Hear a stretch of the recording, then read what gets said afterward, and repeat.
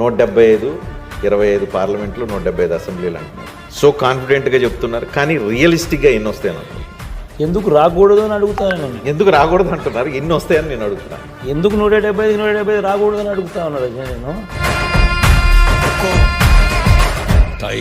So including Kuppam, including Mangalagiri, why not, even Pithapuram, why not, why not 175కి 175, why not.